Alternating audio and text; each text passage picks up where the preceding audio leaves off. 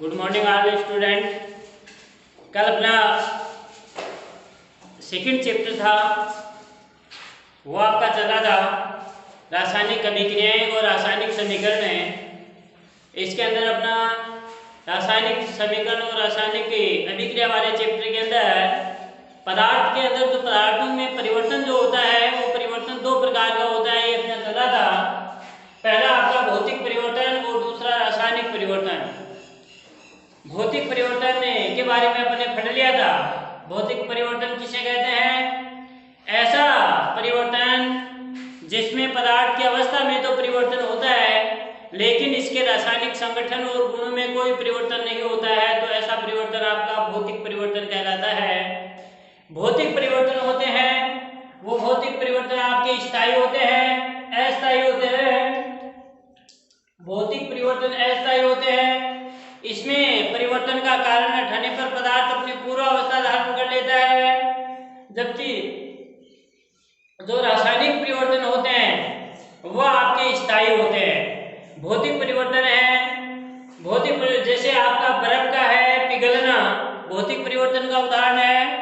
बर्फ पानी के अंदर पिघला, पानी से फिर पानी को अपन जैसे ऊष्मा दी थी, गर्म किया था, तो गर्म करने के दौरान वाष्पन की गैसीय अवस्था धारण की थी।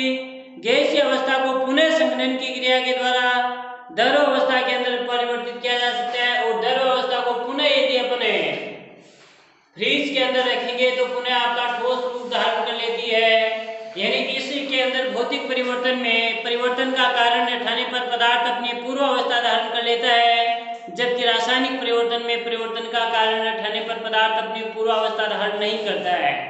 तो ये अपने भौतिक परिवर्तन है। भौतिक परिवर्तन के अंदर कोई नया पदार्थ नहीं बनता है, जबकि रासायनिक परिवर्तन के अंदर नया पदार्थ बनता है। भौतिक परिवर्तन आपका पूरा हो चुका था। भौतिक परिवर्तन के गुण चल रहे थे, पूरे हो गए थे। भौतिक परिवर्तन के गुण हैं, ये परिवर्तन अस्थायी होते हैं, ये इसके अंदर कोई नया पदार्थ का निर्माण है वो आपका नहीं होता है। इतने तक हो गया था पूरा। सेकंड आता है वो है अपना रासायनिक परिवर्तन। रासायनिक परिवर्तन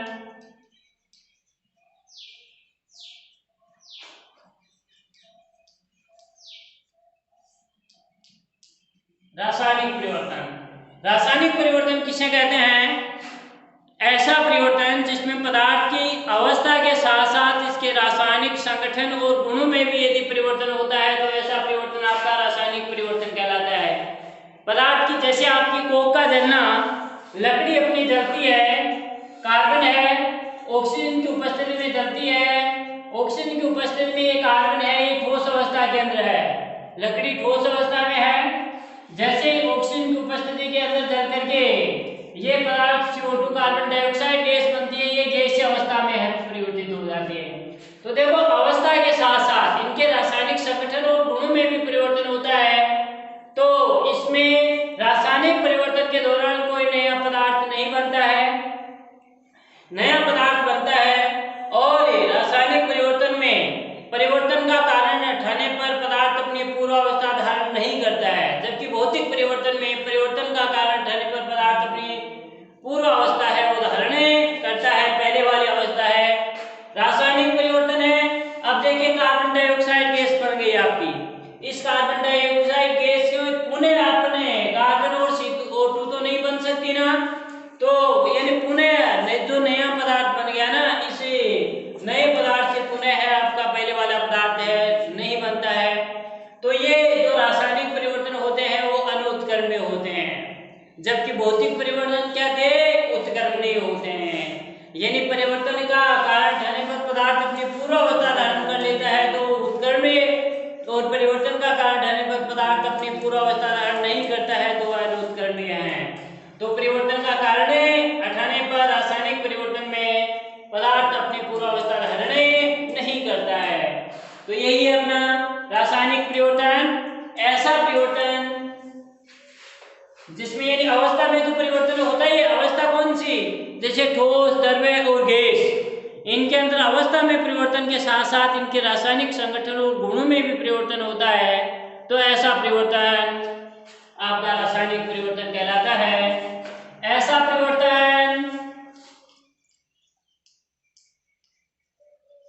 परिवर्तन है जिसमें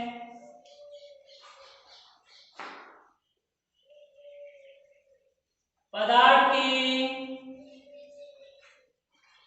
भौतिक अवस्था के साथ साथ भौतिक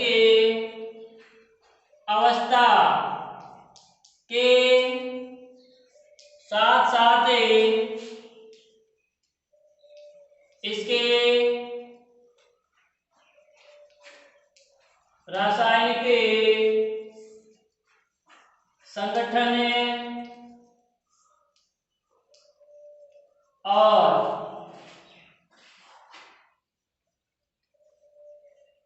गुणों में भी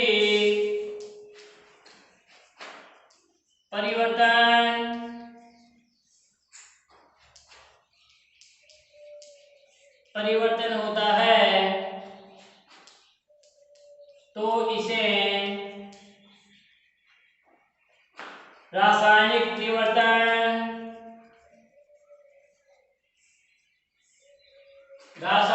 परिवर्तन कहते हैं।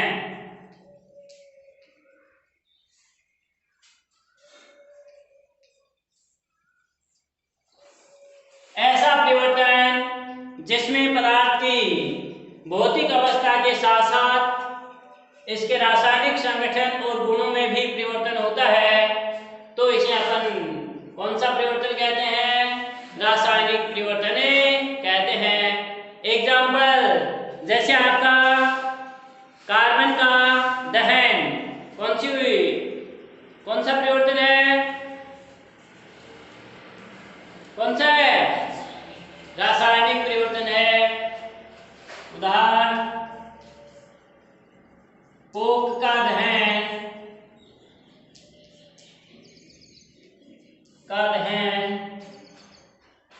यानी कार्बन है C+O2 जलने के दौरान कार्बन डाइऑक्साइड गैस आपकी बनती है। सेकंड है तिल्ली का जलना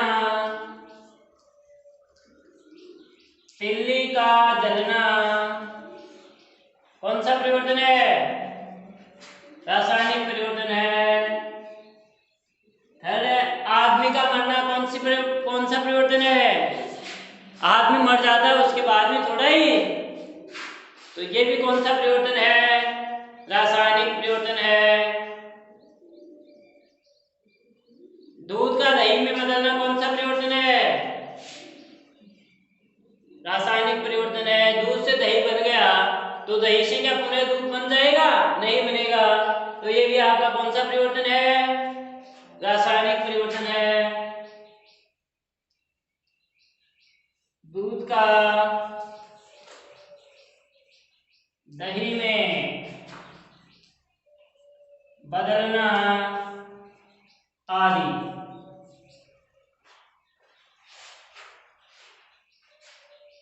तो ऐसा परिवर्तन जिसमें पदार्थ की भौतिक अवस्था के साथ साथ इसके रासायनिक संगठन और गुणों में भी परिवर्तन होता है, तो इसे रासायनिक परिवर्तन कहते हैं। फॉर एग्जाम्पल जैसे कोक का दहन, लकड़ी का जलना, तेली का जलना, दूध का दही में बदलना आदि, यानी जिससे पुनः पहले वाला पदार्थ यदि नहीं बनता है तो ये आपके रासायनिक परिवर्तन कहलाते हैं।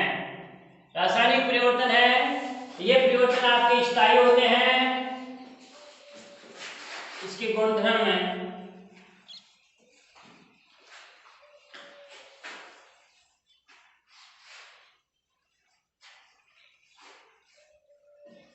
रासायनिक परिवर्तन के गुणधर्म गुण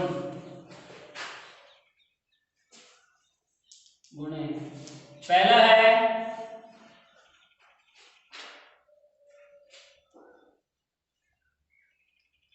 इसमें पदार्थ की भौतिक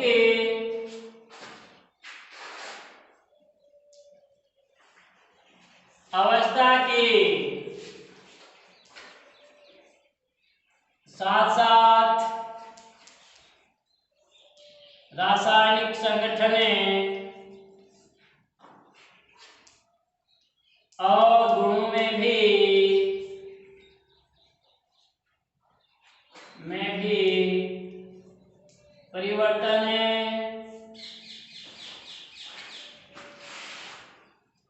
परिवर्तन होता है। सेकंड है, ये परिवर्तन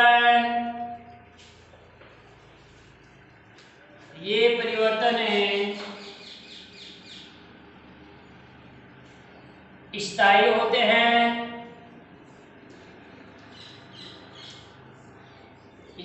होते हैं। अर्थात स्थायी होते हैं। अगला तीसरा,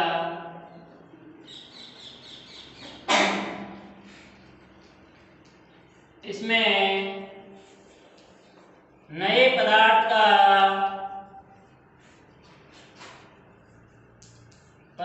का निर्माण होता है।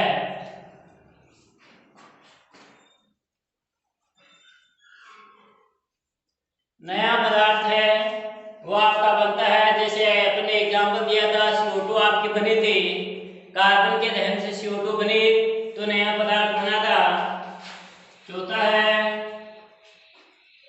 इसमें नए पदार्थ का निर्माण होता है। पहला है, इसमें पदार्थ की भौतिक अवस्था के साथ साथ इसके रासायनिक संगठन और गुणों में भी परिवर्तन होता है। सेकंड है, ये परिवर्तन स्थायी होते हैं। थर्ड है, इसमें नए पदार्थ का निर्माण होता है। और फोर्थ है, वह है परिवर्तन का कारण ठहरने पर पदार्थ पहले वाली अवस्था में नहीं आता है। परिवर्तन का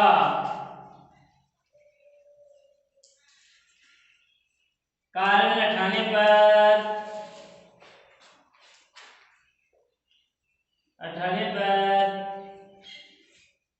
पहले वाला पदार्थ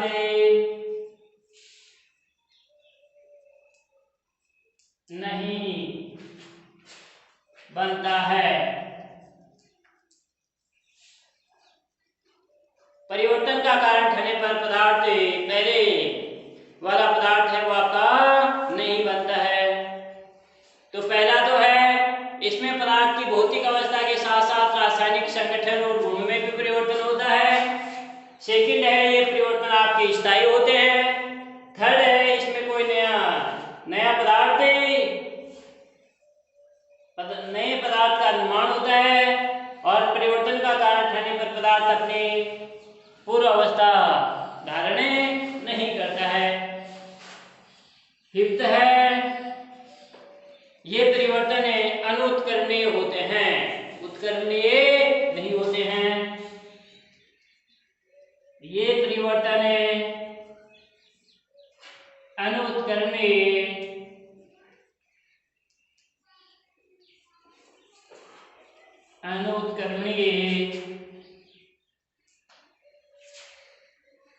होते हैं। ये परिवर्तन अनुत्कर्णीय होते हैं, उत्कर्णीय नहीं होते। ये था अपना कौन सा, रासायनिक परिवर्तन। दो परिवर्तन अपने पढ़े, भौतिक चेंजेज और केमिकल चेंजेज। भौतिक परिवर्तन ऐसा परिवर्तन जिसमें पदार्थ की भौतिक अवस्था में तो परिवर्तन होता है, लेकिन रासायनिक संगठन और गुणों में कोई परिवर्तन नहीं होता। तो ऐसा परिवर्तन कौन सा परिवर्तन, भौतिक परिवर्तन। और रासायनिक परिवर्तन ऐसा परिवर्तन है जिसमें पदार्थ की भौतिक अवस्था के साथ साथ इसके रासायनिक संगठन और गुणों में भी परिवर्तन होता है। तो ऐसा परिवर्तन कौन सा परिवर्तन कहलाता है, रासायनिक परिवर्तन कहलाता है। रासायनिक परिवर्तन है वो स्थायी होते हैं, भौतिक परिवर्तन है वो अस्थायी होते हैं। भौतिक परिवर्तन है वो उत्कर्णीय होते हैं, जबकि रासायनिक परिवर्तन है वो आपके अनुत्कर्णीय होते हैं। भौतिक परिवर्तन करता है, जबकि रासायनिक परिवर्तन में परिवर्तन का कारण ठहरने पर पदार्थ अपनी पूर्वावस्था धारण नहीं करता है। तो ये थे। अब देखो क्वेश्चन आपका पूछा जा सकता है कि भौतिक व रासायनिक परिवर्तन में अंतर लिखिए। तो अंतर आप हैं आराम से इनके अंदर अंतर लिख सकते हैं। क्वेश्चन लिख लो अपन है। अब टॉपिक वाइज ही क्वेश्चन लिखवा देंगे, जिसके कारण से आप प्रत्येक दिन एक साथ है वो क्वेश्चन आपके याद रहने हो। जो क्वेश्चन है जैसे जैसे टॉपिक होता है वैसे वैसे आपको क्वेश्चन है वो लिखवा दिए जाएंगे, जिसके कारण से उसके अंदर है आप आसानी से है उनको उसी दिन है उस क्वेश्चन को पढ़ लो। क्वेश्चन लिख लो। लिखो क्वेश्चन, भौतिक व रासायनिक परिवर्तन में अंतर लिखिए। भौतिक व इस चैप्टर का रासायनिक अभिक्रिया और रासायनिक समीकरण वाले चैप्टर का पहला आपका जो क्वेश्चन है वह है भौतिक व रासायनिक समीकरण में अंतर लिखिए। अंतर लिख रहे हैं, आराम से लिखेंगे। कोई 4 अंतर लिखने हैं,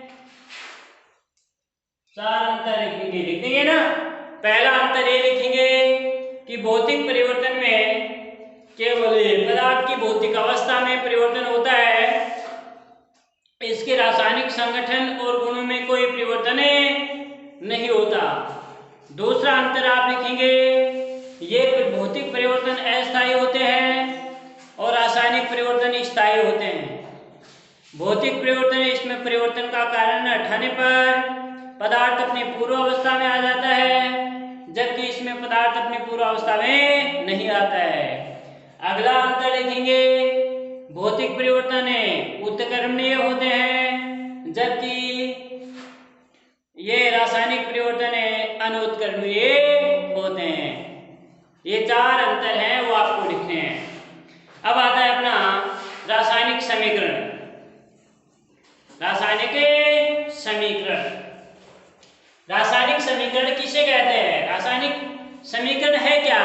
जो अभिक्रिया है, रासायनिक अभिक्रिया के अंदर जो भाग लेने वाले पदार्थ हैं, उन पदार्थों को उनके अणुसूत्र रूप में या प्रतीक रूप में प्रदर्शित करने को ही क्या कहा जाता है?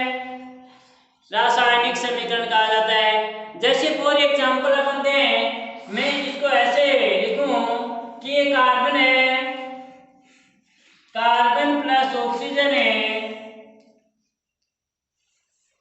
आपस में अभिक्रिया करके कार्बन डाइऑक्साइड गैस बनती है। कार्बन डाइऑक्साइड गैस बनती है। यह आपका कार्बन है, ऑक्सीजन है, अभिक्रिया करके कार्बन डाइऑक्साइड। ये तो देखो अपने शब्दों के अंदर लिखा है, इसलिए इसको अपन शब्द समीकरण के नाम से भी जानते हैं, शब्द समीकरण। लेकिन इसी को, इस शब्द समीकरण को इसके अणुसूत्र या प्रतीकों के द्वारा प्रदर्शित करना क्या कहलाता है? रासायनिक समीकरण कहलाया। जैसे कार्बन है तो कार्बन का क्या प्रतीक है? सी है, तो सी के द्वारा प्रदर्शित कर दिया। ऑक्सीजन का O2 है, ऑक्सीजन का O2 प्रदर्शित कर दिया। अभिक्रिया के दौरान कार्बन डाइऑक्साइड CO2 बने, तो ये आपकी CO2 है। C प्लस O2 अभिक्रिया करके CO2 का निर्माण हुआ, तो ये कौन सी विक्रिया होगी भाई? ये रासायनिक समीकरण हो गया।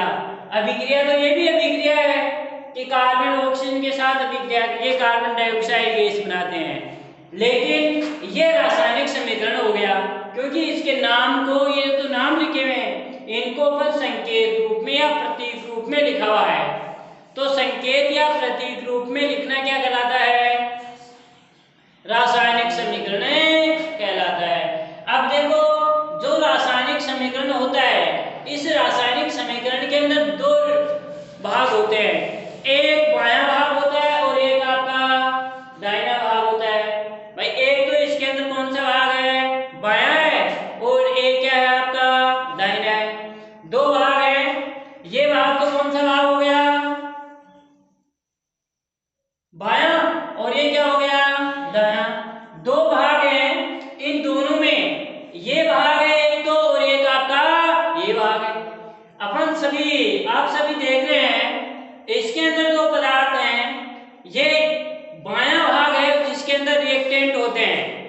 अभिकारक कहते हैं। इसे क्या कहते हैं? अभिकारक।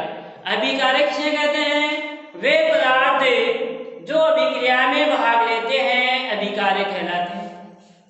अर्थात जो अभिकारक है ये अभिकारक कहलाते हैं, रिएक्टेंट कहलाते हैं अभिकारक, या इसे क्रियाकारक, क्योंकि क्रिया होती है, अभिक्रिया होती है इनके बीच में हुई।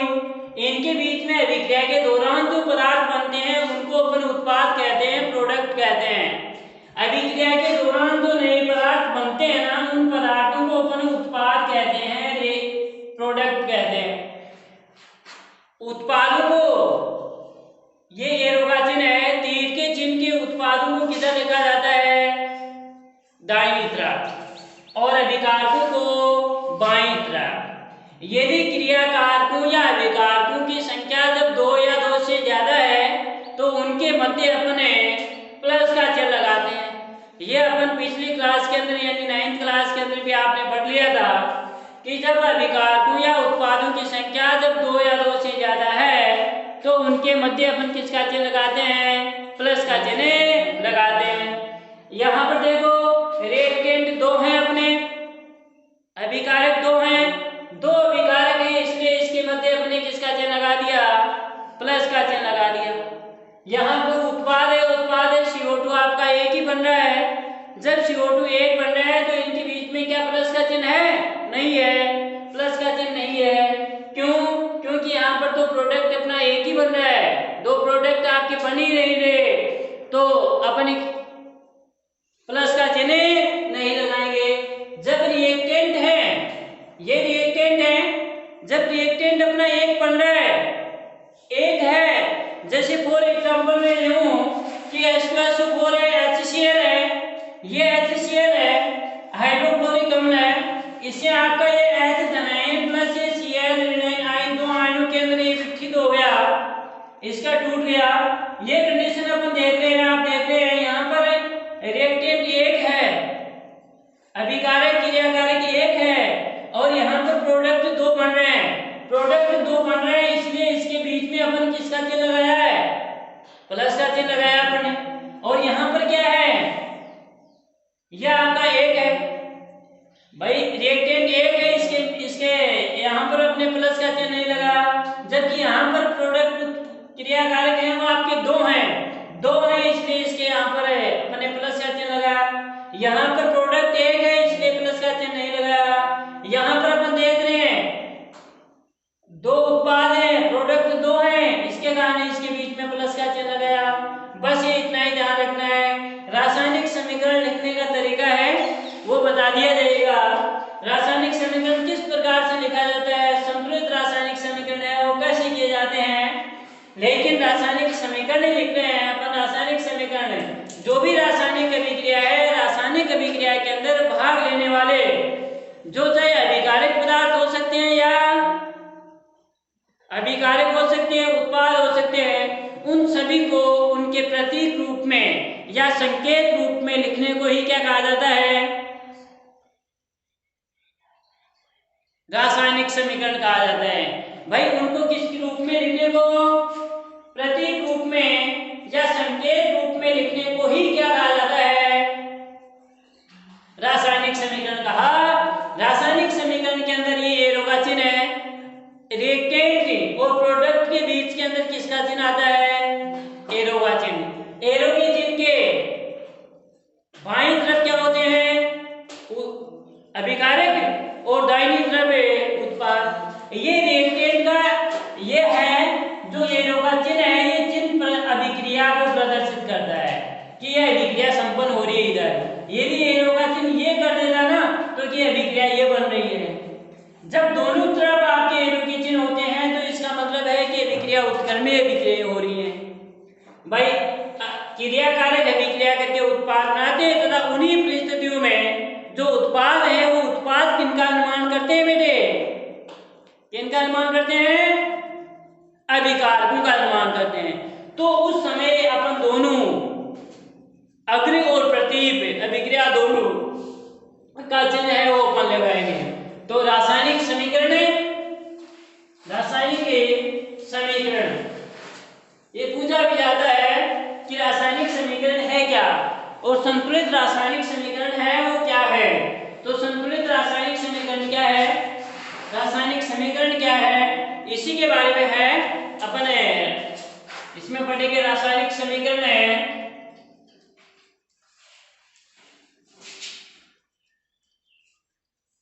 रासायनिक समीकरण।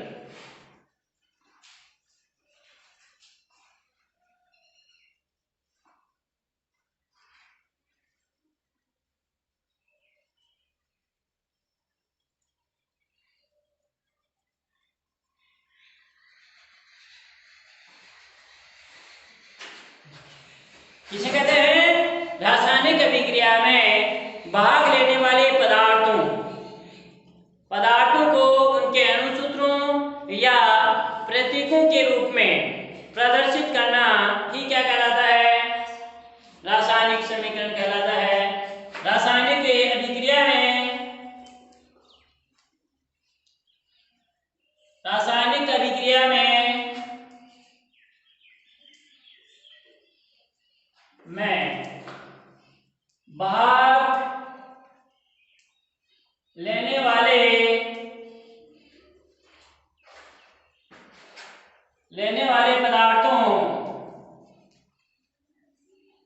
भाग लेने वाले पदार्थों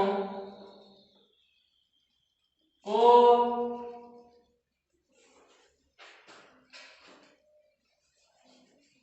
अणुसूत्रों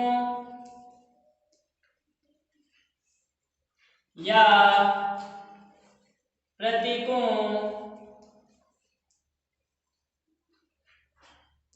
प्रतीकों द्वारा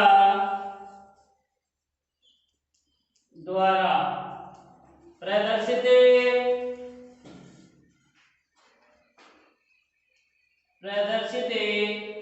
करने को ही प्रतिकूल। रासायनिक अभिक्रिया में भाग लेने वाले पदार्थों को अणुसूत्रों या प्रतीकों द्वारा प्रदर्शित करने को ही रासायनिक समीकरण कहते हैं।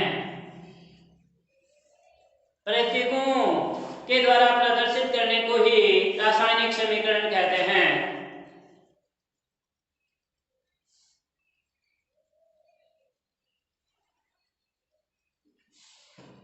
जैसे फॉर एग्जांपल कार्बन को ऑक्सीजन की उपस्थिति में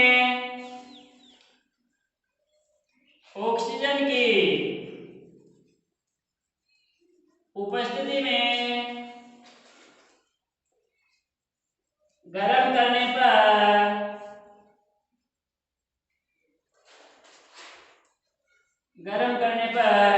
कार्बन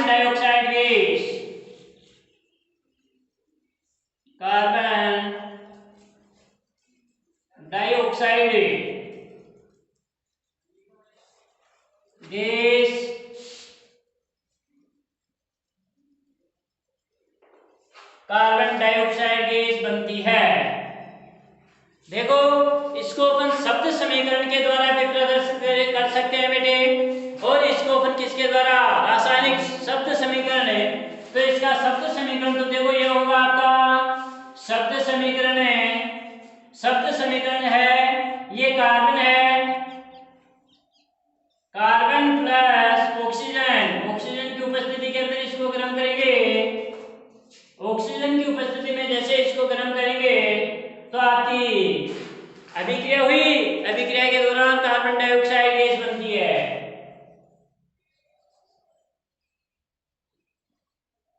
कार्बन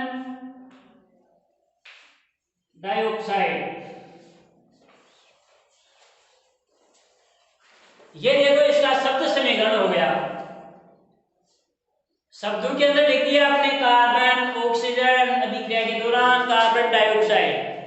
यदि इसी को अपन रासायनिक समीकरण के द्वारा इंगित करेंगे तो रासायनिक समीकरण के अंदर यानी जो इसके अंदर भाग ले रहे हैं, रासायनिक समीकरण किसे कहते हैं? भाग लेने वाले पदार्थों को उनके अणुसूत्रों अणुसूत्रों या प्रतीकों द्वारा प्रदर्शित करना। तो इसको प्रतीक या अणुसूत्र के द्वारा प्रदर्शित कर दो। ये कार्बन है तो कार्बन को अपन C के द्वारा C प्लस ऑक्सीजन है, देखो ऑक्सीजन है, क्लोरीन है, यह हाइड्रोजन है, यह अपने पर्यावरण के अंदर अणु के रूप में पाए जाते हैं, द्विपरमाणुक अणु के रूप में पाए जाते हैं, एकल परमाणु के रूप में नहीं पाए जाते। तो ऑक्सीजन को कभी भी O के रूप में नहीं पाया जाता है, ऑक्सीजन आपका O2 के रूप में पाया जाता है, इसलिए अपन यहाँ पर O2 लिखेंगे। कार्बन प्लस O2 ये अभिक्रिया हुई और अभिक्रिया के दौरान क्या बनेगा, ये CO2 कार्बन डाइऑक्साइड। तो देखो ये तो शब्द समीकरण था और ये अपना रासायनिक समीकरण हो गया। भाई ये जो लिखा हुआ है इसको इसके प्रतीक या अणुसूत्र के रूप में इंगित कर दिया है, इसलिए इसको क्या कहते हैं अपन, रासायनिक समीकरण कहते हैं।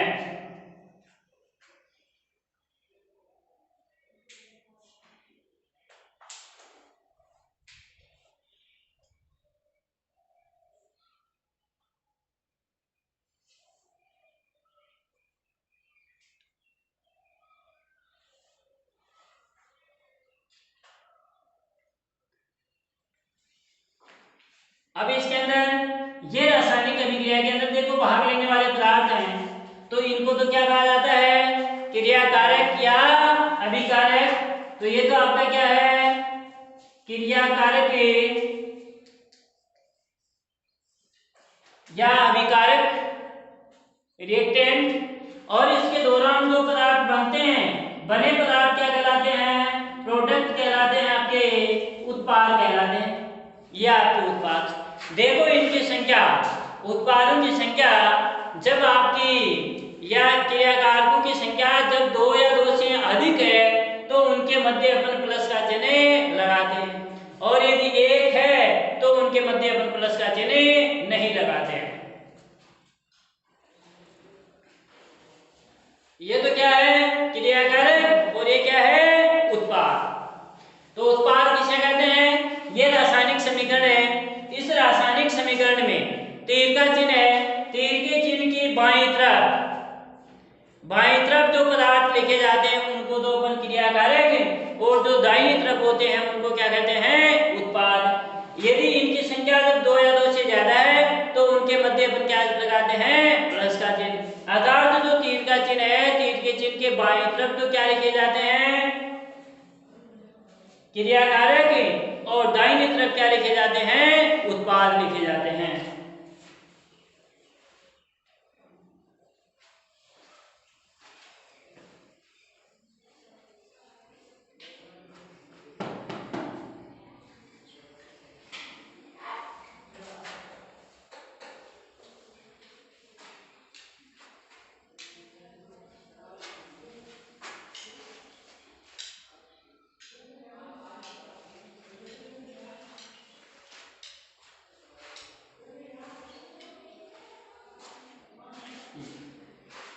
क्रियाकारक या अभिकारक भी इसे कहते हैं, क्रियाकारक भी इसे कहते हैं, रिएक्टेंट,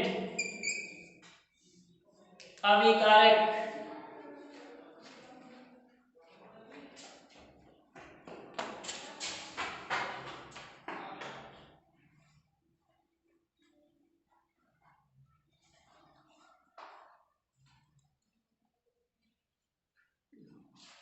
रासायनिक जो अपना रासायनिक समीकरण है उसमें रासायनिक अभिक्रिया में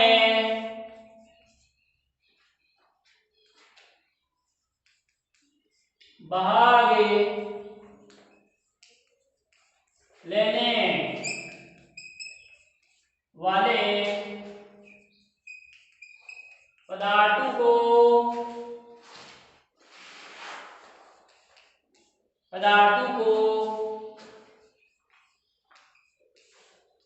तीर के चिन्ह के बाईं तरफ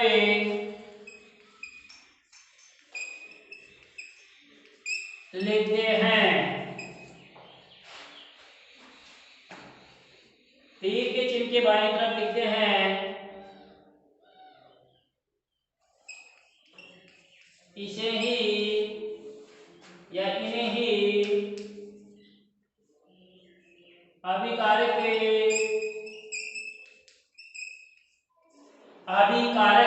या क्रियाकारक कहते हैं। क्रियाकारक कहते हैं।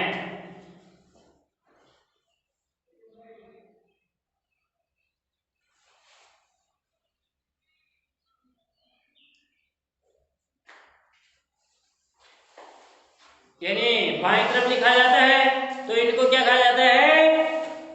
क्रियाकारक या अभिकारक कहा जाता है। अभिकारक और क्रियाकारक हैं, उनको ठीक एरो के चिन्ह के किधर लिखा जाता है? एरो के चिन्ह के किधर लिखा जाता है? बाएं तरफ आपका लिखा जाता है। और जो उत्पाद होते हैं, प्रोडक्ट होते हैं, उनको किधर लिखा जाता है? दाहिनी तरफ लिखा जाता है। अभिकारक सेकंड है, उत्पाद प्रोडक्ट, उत्पाद।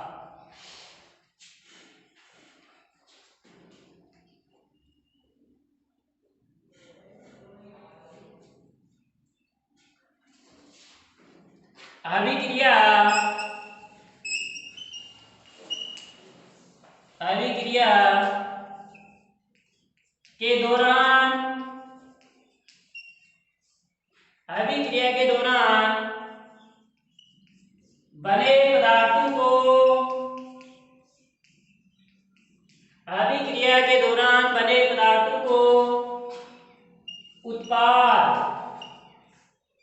प्रोडक्ट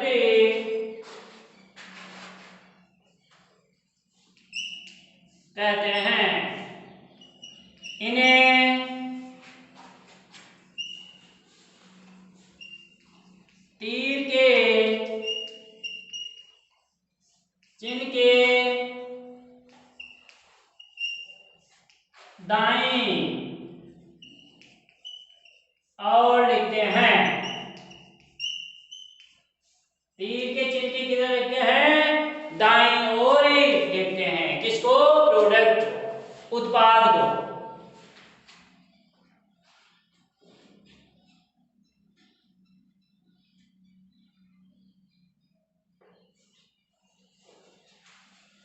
नोट करा लो, यदि अभिकारकों या उत्पादों की संख्या जब आपकी 2 या 2 से ज्यादा है तो उनके बीच के अंदर अपन क्या लगाते हैं? प्लस का चिन्ह लगाते हैं।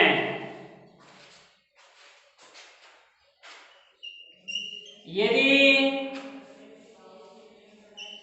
अभिकारकों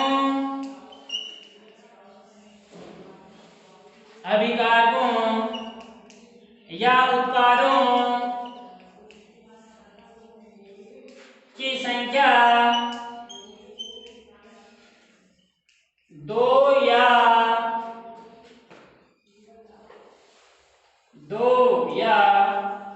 2 से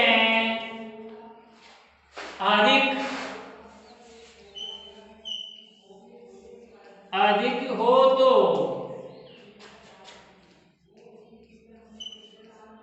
इनके मध्य प्लस का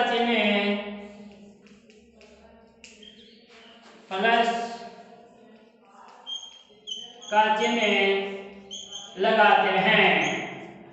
यदि अभिकारक या उत्पाद जो रिएक्टेंट और प्रोडक्ट बन रहे हैं, इनकी संख्या जब आपकी 2 या 2 से ज्यादा है तो उनके मध्य अपन किसका चिन्ह लगाते हैं? प्लस का चिन्ह लगाते हैं। जैसे फॉर एग्जांपल दिया था आपने कि कार्बन है तो जैसे अपने गर्म किया ऑक्सीजन की उपस्थिति में तो CO2 बने, तो कार्बन ऑक्सीजन के साथ अभिक्रिया की थी तो उस समय दोनों के बीच में अपन किसका चिन्ह लगाया था? प्लस का चिन्ह लगाया था। तो ये कौन सी विक्रिया होगी? बस, यानी 2 या 2 से ज्यादा होने पर इनके बीच में अपन किसका चिन्ह लगाते हैं? प्लस का चिन्ह लगाते हैं।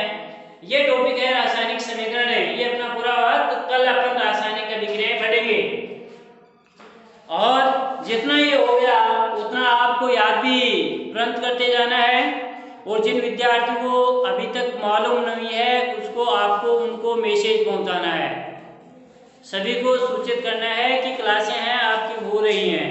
2 प्रश्नावली आपकी गणित के अंदर हो गई, ये दूसरा चैप्टर आपका साइंस के अंदर चल रहा है, तो सभी को आप व्यवस्थित तरीके से अपनी कॉपी के अंदर है और नोटबुक की कॉपी के अंदर है वो भी आप इसको लिखें। Thank you.